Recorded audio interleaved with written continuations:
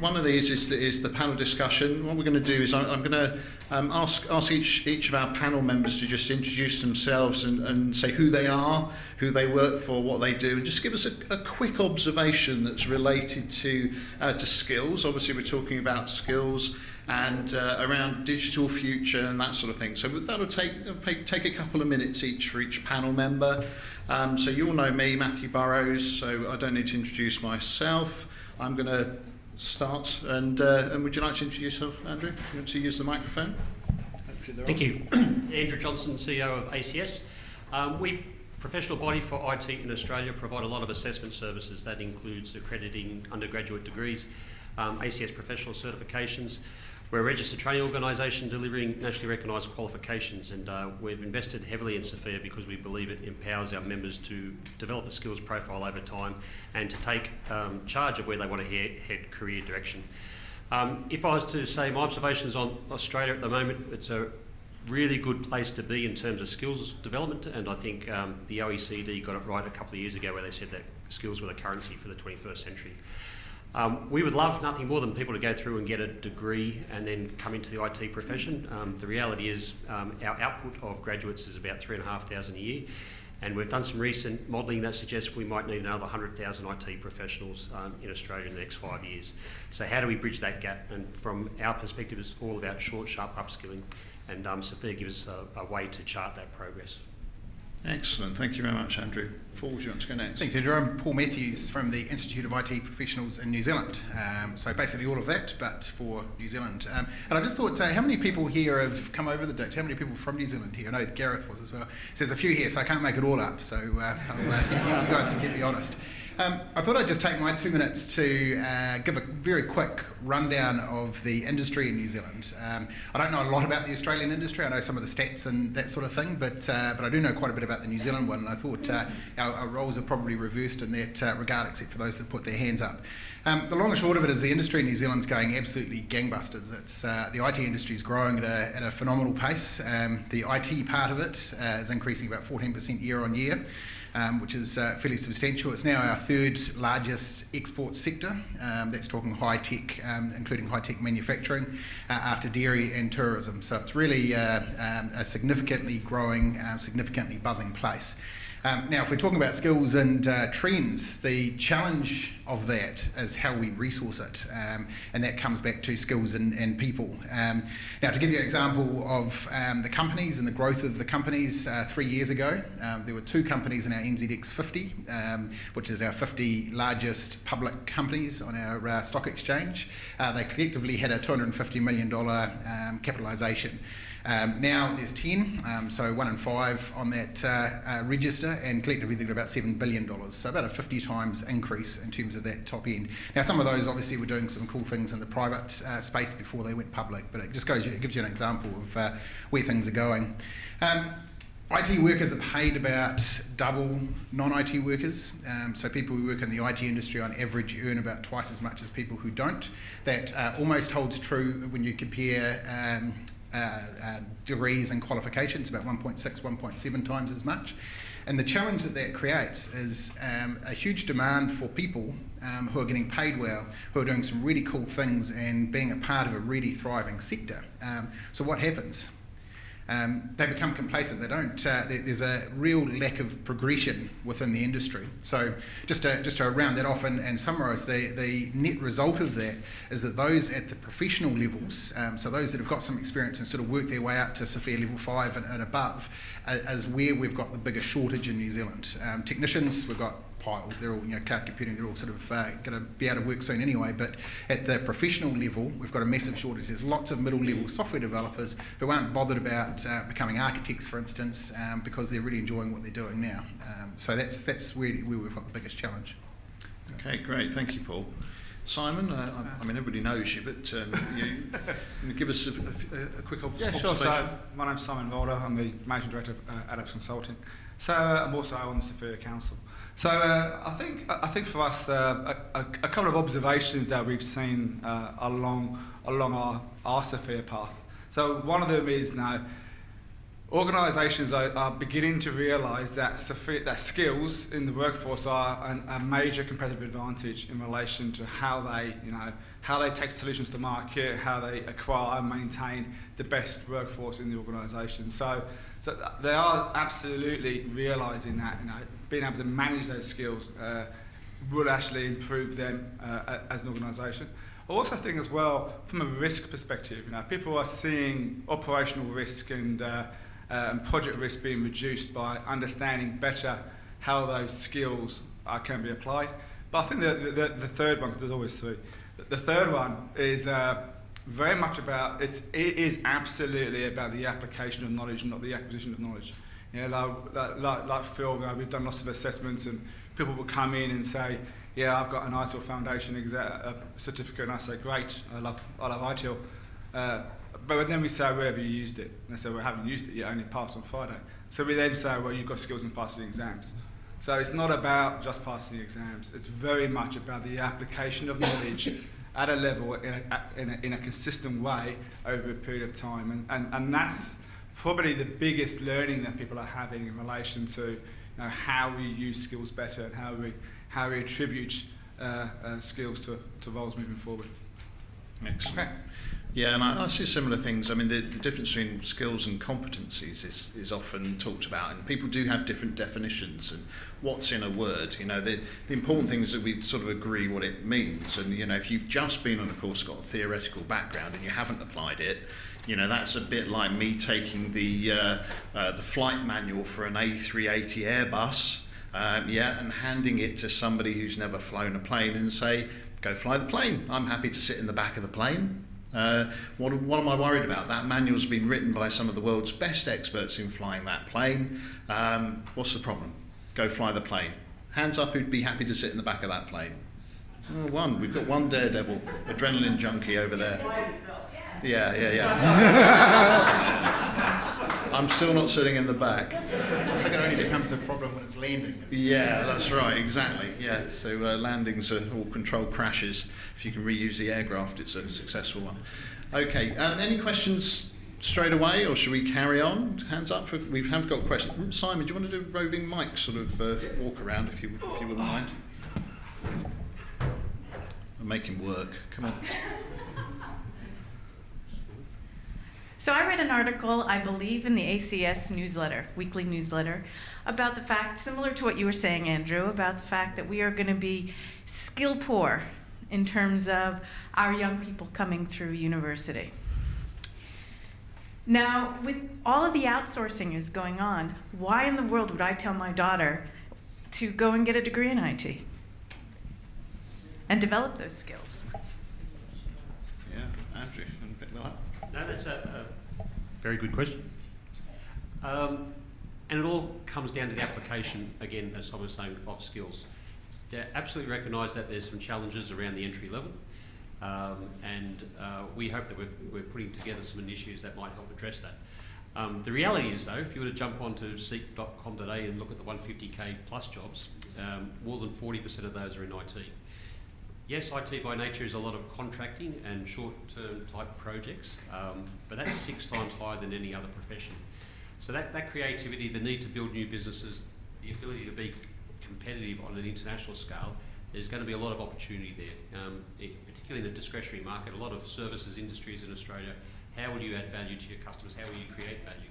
And so if you're a creative person and a problem solver, I would think that that's a very attractive industry to be in the future, and opportunities will be big. So, as I was saying, a lot of those skills that are coming into the market, our university students, graduates, are going to be programming positions, are going to be those initial positions, because they can't develop the skills for the 150,000 plus, jobs, $150,000 plus jobs. And yes, no, I don't have a solution for that. What I would say, IT by nature, in terms of scalability, is centralised. So it's not an even playing field across the country in terms of the opportunities, and all those sorts of things need to be taken into consideration. Your view on mobility and where you want to live and work and all those things come into play. So no, well, happy to hear any answers from the audience. It is a really tough question, one that we've recognised for a couple of years, but I don't see it changing. The reality is, though, if we don't invest in developing those skills, where will that leave us? We're a small economy. We're always going to import technology, be a net importer of technology, so we need to provide that value add higher up the food chain. And so absolutely critical, massive opportunities for those who can take that jump. Paul, do you want to come in on that? Yeah.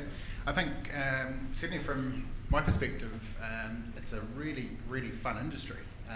So it is the highest paid industry in New Zealand, and by the sounds of things in Australia as well. It's one of the most challenging in a positive way industries.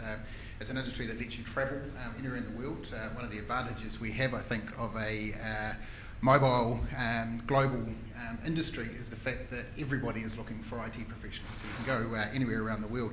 You're right that somebody sort of coming straight out of varsity or wherever is going to have to cut their teeth, just like any other industry. You know, an accountant doesn't come out and get to be a senior accountant after a while as well. So there is a process that they need to go through, but it's a great industry to be in.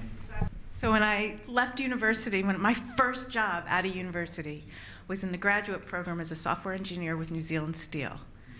I almost guarantee you that the skills that I was doing at New Zealand Steel don't, why would they pay that much money? They can just outsource it. So, I mean, where are these students going to go? It takes a couple of years to get to the higher end of the salary. It takes longer than that, obviously, to get to the really high end, but it does take a couple of years. Just like any industry, the biggest challenge, or one of the biggest challenges we're facing is getting that initial transition of graduates. So when they come out, how do we get them to a point where they are adding value to the company and they are sort of getting the sorts of salaries that we're talking about. So there is a transition issue that needs to be resolved. But the fact still remains that all of the stats right across the board show it's the most well-paid industry. It's a fun industry. As I say, you can travel. It's got all of the positives going for it, and it's one that I think you could tell your daughter that she would have a very prosperous career and really enjoy it as well. What I've noticed over the last 20 years is the path has changed a lot. 20 years ago, somebody would start on the service desk, or we called it the help desk back then, didn't we? Yeah, they'd start on there, do first level, they'd get a bit more knowledge, they'd go through second level, third level, they'd become a service desk manager at some point. They go into some form of other IT management from that. That path's changed because a lot of it's been outsourced. But and I find a lot of service desk managers who might be managing third parties who've never ever logged an incident themselves, so they might not have come through that progression, and that needn't be a problem actually. Sometimes you do find people that are in charge of a process that have never actually done that process for themselves. They just need to take a different path. They need to take the right knowledge and experience wherever they can get it. But those higher jobs do exist. It's just the path to get to them is different. They're coming in with much more varied backgrounds. I think as well, just on my spin as well, I think there is an element as well, which is, SFIA, if we talk about SFIA, it's not SFIT, it's SFIA, okay? So it's about information and how information is used within the business. So whilst when people go and do a degree in IT or technology, they are learning so much more than just technology. They're learning about modelling, they're learning about business analysis, they could be learning about risk management. So those skills, whilst they're used in IT, and hopefully used well, those basic skills can actually transport them to many different roles within an organisation. And some of the work that we've done in version 6 is to try and take out the IT out of SFIA. Because it's as a framework, it was quite constrictive, and I think part of what we need to do is rebrand IT. IT has a very bad brand. Okay, it's branded geeks and boring. And why would anyone want to go into IT? So we probably need to do a better job in repositioning what technology is and how it enables the business and how it enables change.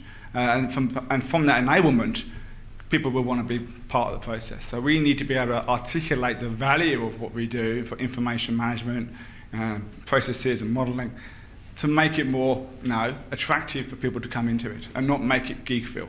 So it's not supposed to be about geeks. Okay. I think from more questions. just Yeah. a quick final comment on that.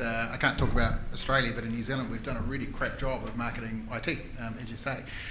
We have a program that we launched about 3 years ago that now goes into schools and takes IT professionals into schools to talk about their careers. And what we're finding, it's a pretty simple program. It's over 4 weeks, an hour or half an hour of time rather, over 4 weeks. And what we're finding is the number of people that are participating in those schools that are going on to IT tertiary education is somewhere between 2 and 3 times as many as those that are from schools that aren't getting that. So just a simple job of going into schools and talking about what IT professionals do, that it's not just some sort of dark room in the basement or an attic of a building, that it's really broad with lots of business-oriented skills associated. It's not all just technical, makes a big difference. So.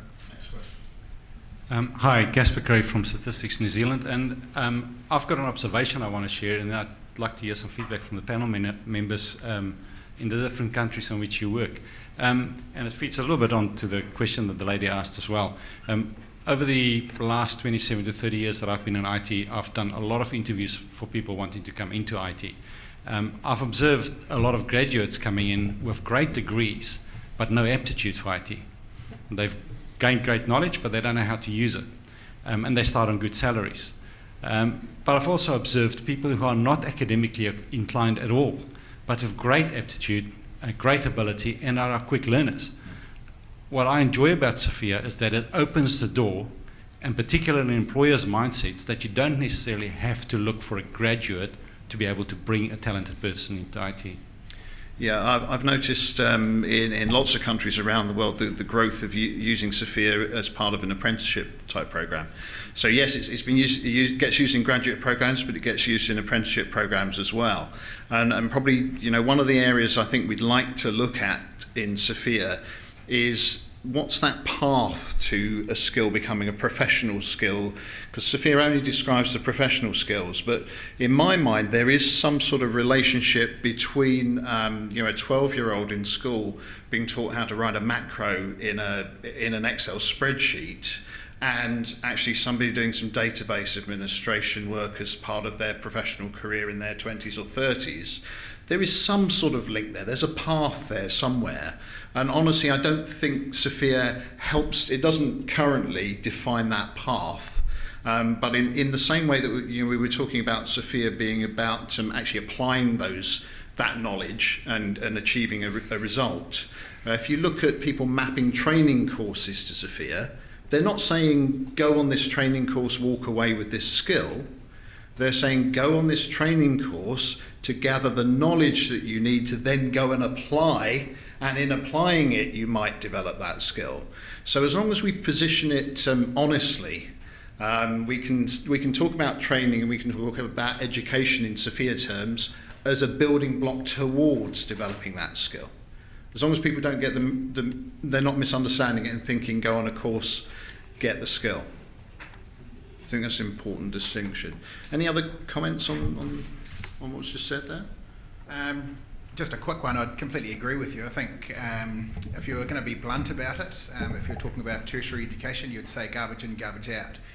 If somebody doesn't have the aptitude when they start a tertiary qualification, they're not going to get it through getting a degree.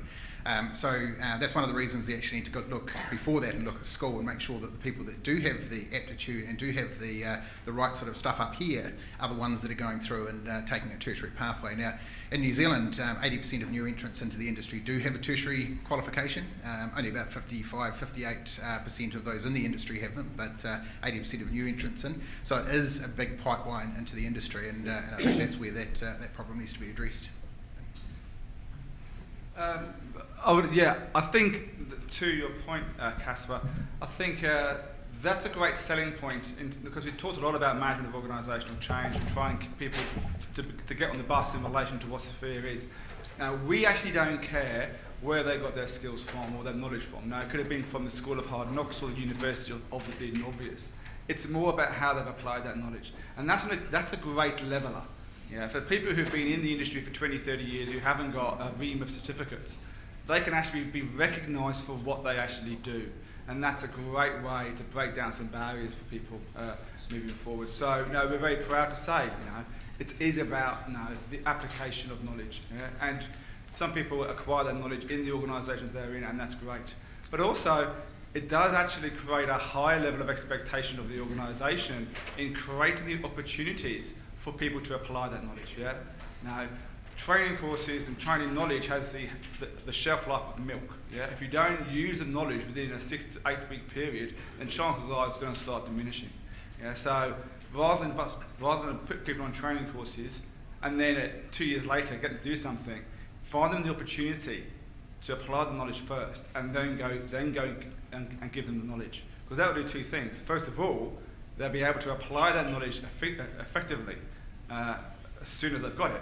The second thing is they're going to pay attention, because they're going to know they're going to be using that knowledge within a very short period of time. So we have an obligation, if you will, to use training dollars better and apply training more efficiently, so we can actually develop those skills. But have to give them the opportunity to develop those skills by, mentoring and project work and so on. So I'm going to take the question at the back, if I may. Sorry, Andrew, I'm going to maybe come to you first on this one, if I may. So, in the back. Yep, thanks. And that was a very good lead into this question, Simon. We've talked about 3,500 graduates a year. We need 100,000 within a short, 5 years, I think, Andrew? Yet there's a huge untapped resource out there. And I'm talking about people in their late 30s, 40s, 50s, and gee, heaven forbid, even 60s. And they're out of a job, or they find it very difficult to move on.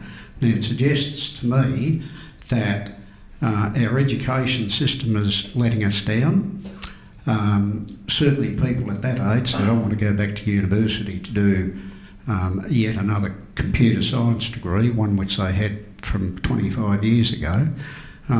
We've already agreed, I think today in an earlier talk, that getting certification, vendor certification, that's not the way to go either. So I'm very hopeful and very supportive of SFIA, because I think it provides a really, really good framework to identify the skills that people currently have and the ones that they need to get. And then we need an education or training environment which will give them those skills. Andrew, do you want to? Yes, thank you. I think I can bring both of those together, just making some more comments on aptitude. So in Australia, 43% of our IT labour market do not hold a formal IT qualification. So take the entry level out, but once you've started your employment career and you've moved into a job, opportunities open up, and particularly in IT. And similarly, another 40 odd who have IT qualifications aren't working in the industry, so how to bring those together. There's been a lot of work done on portability and mobility of skills. Engineering is the obvious one, and with Australia's manufacturing industry changing, are there ways to bring other people into IT? There's plenty of people who can be part of that solution in terms of the upskill, but there's some fundamentals and basic knowledge that obviously transfers to other areas. But I certainly agree with Ian, there's a whole bunch of human capital out there that we're not taking advantage of, and that we need to start treating Australia as a business itself. So where are our skills needs, what are our education needs, and how can we bring those two together to make sure that we've got a vibrant IT industry? I'm going to get straight on to the next question. My question is in relation to the perceptual difference between self-assessment and verified. So if you present your skills in the SFIA framework to a recruiter, and you say that here's my self-assessed skills, or here's my skills, then you get put forward as having level 7 skills, whereas somebody else who's verified gets put forward as having level or whatever percentage less, because invariably self-assessment gives you a higher mark than not. How do we make sure that the verified people don't actually lose opportunity because of a perceptual misunderstanding? If I do that first and then hand over. Our view is that you hold the power. The people who are actually working with recruiters, who are actually responsible for bringing this supply in and defining the demand. It's up to you to put a level of quality assurance as to how you accept information from recruiters and CVs and whatever. So yeah, there is now. We're not knocking self-assessments. Now, self-assessment is better than nothing at all. But there's also I'm an auditor. There's always an audit risk in relation to if you don't have some sort of verification process or levelling process to work out what it is you need to do. So it's up to the organisation to set the bar, yeah, and to have a consistent process and a method by which they can actually validate the information coming in, so they can make that qualified judgment. That way, the people who have been validated, who have actually got a proper, assessed result, would not be disadvantaged. It is about your appetite for risk, because there are some risks that are not worth mitigating, or they cost too much to mitigate. And when we're doing self-assessment, sometimes we find that with certain people, that we just know from experience that the difference between the self-assessed level and the validated level is going to be so small. Another example might be, just did an assessment, 200 people as a pilot for a customer, and there are a load of people that were due to retire shortly. So those retirement people, if the reason for doing the validation was to work out what development activity they were going to do, well, those people weren't going to do any development activity in the remaining 6 months until retirement. So it wasn't worth the investment to do that validation. Whereas in other levels, it's absolutely required. But you've just got to decide on your level of risk and weigh it up against the amount of effort to do the validation. Because doing more validation, you can always do more, but it will cost more to do, of course. And just quickly, I guess you're probably talking at a slightly more granular level than this, but there is also independent credentialisation, and both ACS in Australia and ourselves in New Zealand have accreditation and certification processes in place that independently look at those skills. Generally looking at levels, and does look at skills, but probably not to the granular level that you're talking about. But I thought I'd just throw that one in there. Okay, Daniel, you had a... Yeah, so Simon's report on the state of the region earlier on did a good job of highlighting some of the missing skills. What I noticed across the various categories was sustainability was missing. Sustainability management, sustainability engineering, sustainability assessment. So I was interested in the panel's thoughts around why those important skills seem to be missing in the region.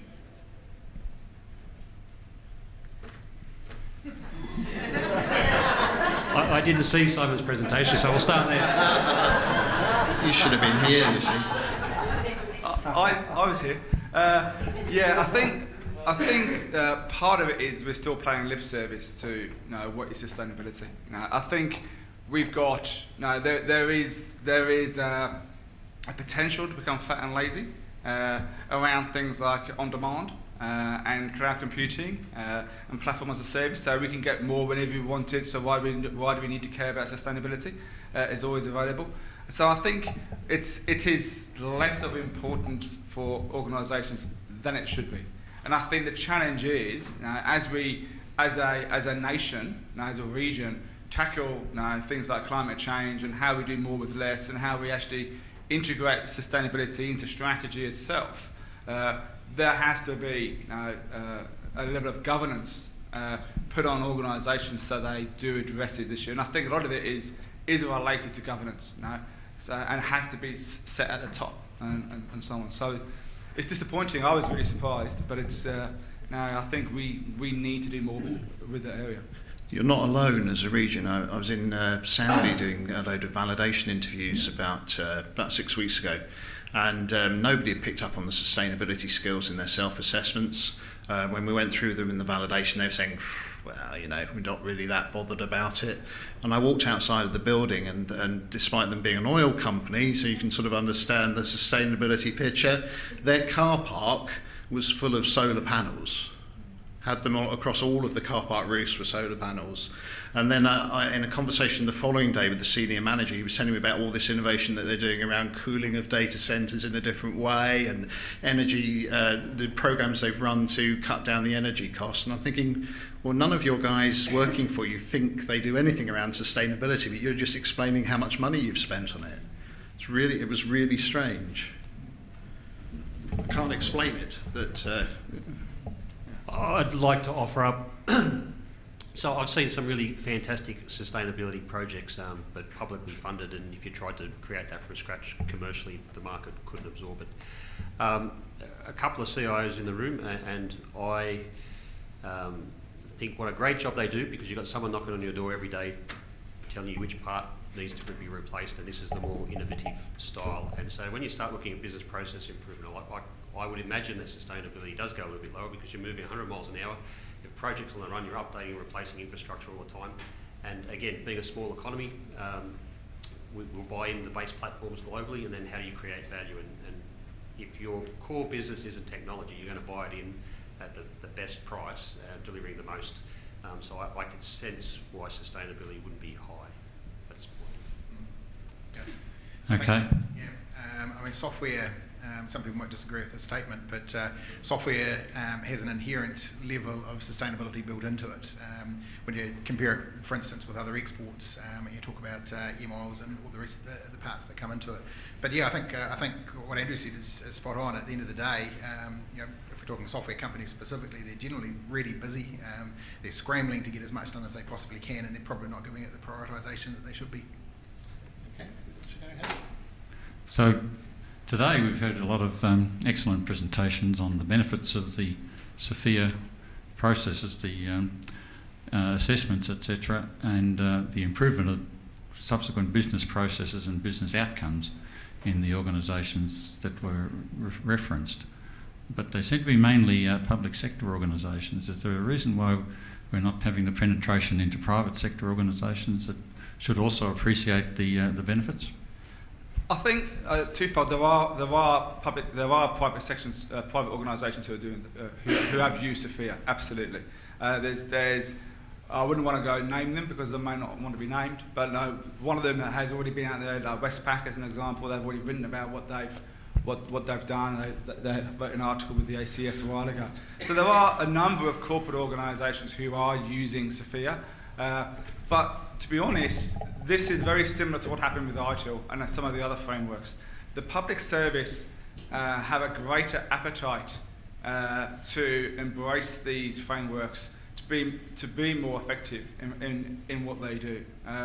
And so I think that's the reason why the public service has now has adopted SFIA so well within this country. It happened as well in the UK, and it's happening in other countries as well. So I think for those type of frameworks like SFIA, like ITIL, like Prince, the public sector does drive adoption, and then the corporate organisations catch up. And I think we're seeing a similar sort of cycle with SFIA. I think the challenge that we have is to absolutely drill down on the business value associated with SFIA. Yeah. So, for instance, when SFIA version 5 came out, the UK tax department, Her Majesty's Revenue and Customs, they actually wrote an article in the Guardian newspaper, and they said that since they've implemented SFIA, 99% of their projects are delivered on time, on scope, and on budget, and they've reduced their downtime by 70%.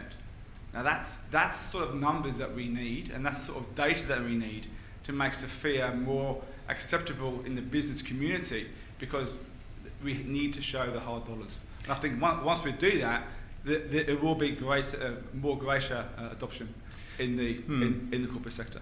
I mean, the other thing I'd say actually is SFIA is used a lot in the private sector, but they don't always write case studies and articles about it, because who have they got to justify it to? The result that they're looking for mostly in the private sector is better shareholder return. So they tend to talk about it internally. They don't always need to communicate it externally. Whereas if it's in the public sector, there's a certain amount of justifying the taxpayers' money, the spend of that taxpayers' money, which makes them more likely to talk about it. So I do a lot of work with private sector organisations, and I'm always desperately trying to persuade them to write case studies and articles and white papers. And there are some. There's some around. I had a conversation with the CIO at Walt Disney in the States a little while ago, and they have implemented SFIA. And he was quite happy for me to mention that they'd implemented SFIA, and the only reason he wouldn't write about it is because he doesn't have time. He's got other things, he's got the next problems to work on, and it isn't worth his time actually publicising it. And it was a Mickey Mouse implementation. Yeah, exactly, it was a Mickey Mouse implementation. Okay, we've got another question. I think we've got about 5 minutes or so. Hi, I was interested in Paul's mention about New Zealand industry approaching high schools and people going in and talking about IT jobs. I'm just wondering whether New Zealand industry, IT industry, also does that with the university students, and if not, why not? But if so, is the New Zealand industry, IT industry, able to influence what is being taught at universities? Is that being looked at so that IT degree graduates can see their degree translating into real jobs? Yep, absolutely. In fact, right now, as in this month, we're finally implementing a degree accreditation process that's been in the works for a number of years and is based on a similar model in Australia, actually. In fact, the ACS have given us a lot of support in implementing it. And a big part of that is to recognise the degree qualifications, or the particular programs anyway, that lead on to industry and prepare students for industry well. Not all of them do, and across even a small country like ours, there's a lot of variability between programs, but it also gives us the ability to influence things like professional practice and ethics and frameworks and the other parts that kind of need to be in there, but sometimes, and especially in the computer science part where they're thinking algorithms and maths and those sort of things, they're missing. So the short answer to that is yes. There's been some other work around the sub-degree qualifications. Basically the whole 224 of them have been scrapped and replaced with 14 new qualifications that are being taught now across the country. So that's at diploma and certificate level. And again, they've all been indexed to industry needs, including that professional practice component. We do have student chapters, and we have an engagement with them at our branch level, but we are focused a lot more on the secondary school in terms of getting in front of those kids, because so many of there's such a negative perception at that secondary level, compared to where it should be. We've probably got time for one more question just before we go through the summing up. Any other questions? Any hands? Okay, that's fine. So sort of to round this up, if I can come to you sort of one at a time and just give me an overview of your main observations and what you think our challenges are and how we're going to approach them. So a real, in as much summary as you can, because we've got 5 minutes left, so sort of 2 minutes each perhaps, and that's all we've got time for, I'm afraid. So Andrew, do you want to go first? Thank you. In terms of challenges, no, I agree with Simon. I think the landscape in Australia is exciting. You can tell by the number of people here, and that the public sector does drive purchasing behaviour in a small economy. So I think the opportunities that are likely to evolve over the next 3 years are massive. And the strength of a framework is the more people using it, the more commonality, the ability to segment will become more apparent. So I don't see any vast challenges, but it is about getting a coalition of the willing and seeing where the benefits are, working together, and I think that we've got enough here in Australia to make that happen. I'll finish where I started. I think the challenge certainly in New Zealand is progression, and we can't have progression until we are more accurately determining the skills and competencies of staff we have, where we want them to progress to, and bridging that gap. And that's really where we as an organisation are excited about SFIA. That's where we think that it's going to add the most value to our economy and to our IT companies. And I don't know who was here for the presentation earlier on from Gareth, but the types of projects that he's working on, and there's a few others happening around the place as well, are what's going to solve that problem, and SFIA is the absolute foundation for that. Okay, thanks. So I think for us the biggest challenge is twofold. One is now we need to get SFIA into HR, into recruitment, into the business landscape. That's where the greatest value of the framework will be. So embedding it into the organisation and driving the value throughout the organisation is the most important thing there. But also for the individuals, we need to standardise on assessments. We need to recognise SFIA skills. We need to use the foundation element of SFIA to help organisations share resources, share roles, share knowledge, and build competencies and capabilities around mentoring and development. So it should become the standard framework for skills across the industry. And I think it has the opportunity to go do that, but it will take people in this room to make that work. Okay, and I'm going to one last quick fire. If you can predict, look ahead to the next version of SFIA, name me one skill that you expect to be in the next version of SFIA that isn't in there at the moment.